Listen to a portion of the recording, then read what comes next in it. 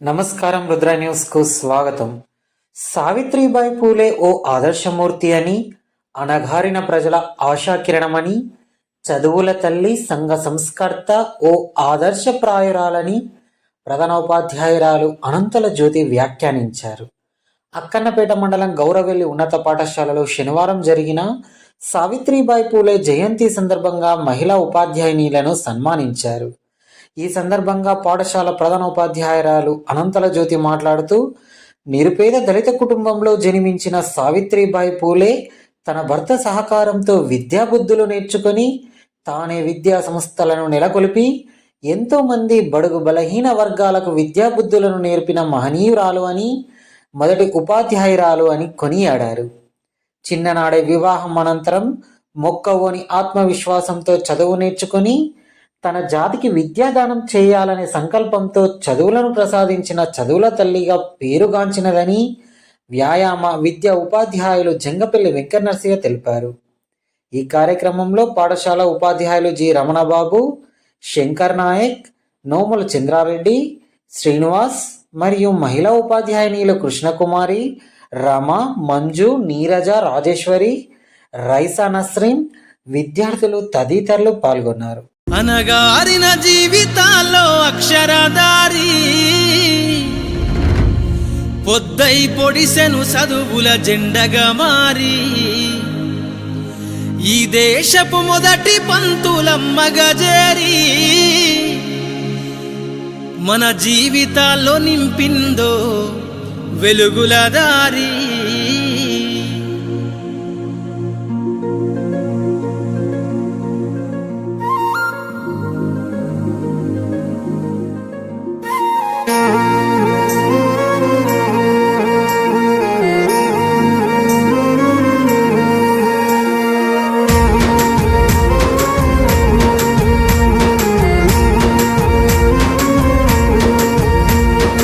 అనగారిన జీవితాల్లో అక్షరదారి పొద్దై పొడిసెను చదువుల జెండగా మారి ఈ దేశపు మొదటి పంతులమ్మగా చేరి మన జీవితాల్లో నింపిందో వెలుగుల దారి.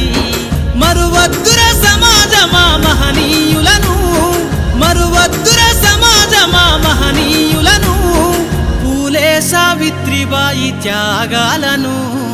అనగారిన జీవితాల్లో అక్షరదారి పొద్దై పొడిసెను చదువుల జెండగా మారి ఈ దేశపు మొదటి పంతులమ్మగా చేరి మన జీవితాల్లో నింపిందో వెలుగుల దారి.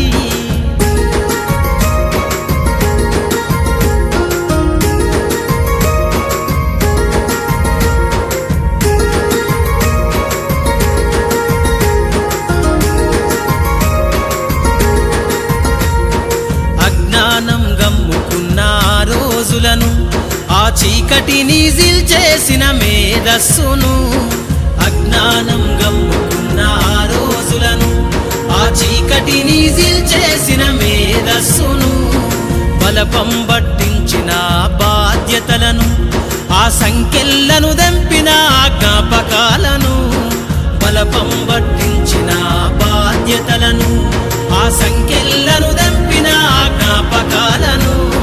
మరువద్దుర సమాజమా మహనీయులను, మరువద్దుర సమాజమా మహనీయులను, వాటినందుకోని శాసించర గగన తలమును.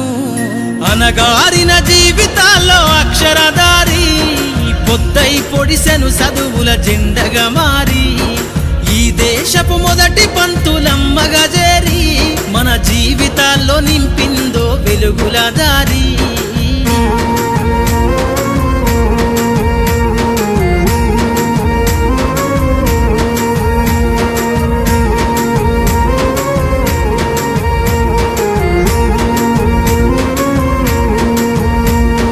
భవిష్యత్తుకు పునాదేసే పుస్తకాలను మన మస్తకంల బంధించరా అక్షరాలను. నీ భవిష్యత్తుకు పునాదేసే పుస్తకాలను మన మస్తకంల బంధించరా అక్షరాలను. నిక్షిప్తమై దాగిన కోడింగు భాషను నువ్వు నేర్వాలిర విశ్వపు విజ్ఞాన రాతను. నిక్షిప్తమై దాగిన కోడింగు భాషను నువ్వు నేర్వాలి విశ్వపు విజ్ఞాన రాతను సదవాలిర పేదల కన్నీటి దారను సదవాలిర పేదల కన్నీటి దారను వెతకాలిర జగజ్జేత అన్వేషణను అనగారిన జీవితాల్లో అక్షరధారి పొద్దై పొడిసెను చదువుల జెండగా మారి ఈ దేశపు మొదటి పంతులమ్మగా చేరి మన జీవితాల్లో నింపిందో వెలుగుల దారి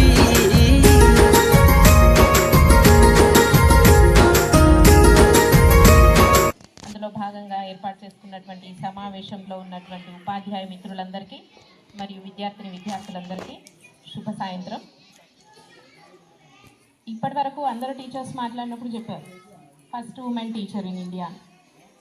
అయితే మనం అనుకుంటుండొచ్చు శంకర్ సార్ చెప్పినప్పుడు 50 కంటే ఎక్కువ పాఠశాలలను స్థాపించిండ్రు వీళ్ళు. వాళ్ళు ఆర్థికంగా ఉన్నటువంటి వాళ్ళు కాదు, డబ్బు బాగా పోగై స్కూల్స్ ఎస్టాబ్లిష్ చేసినటువంటి దంపతులు కాదు వాళ్ళు. వాళ్ళిద్దరు ఎవరు అంటే ఒక సంకల్పంతో, అంటే ఏదైనా పని చేయాలి అని అంటే సంకల్ప బలం అనేది ఉండాలి. మీరందరూ కూడా ఇక్కడ కూర్చున్నారు, మోస్ట్ ఆఫ్ ద స్టూడెంట్స్ ఏదో అట్లా టైంపాస్ కూర్చున్నట్టు కూర్చున్నారు. వినడానికి కూర్చున్న వాళ్ళు ఒకరిద్దరు తప్ప ఎవరు లేరు.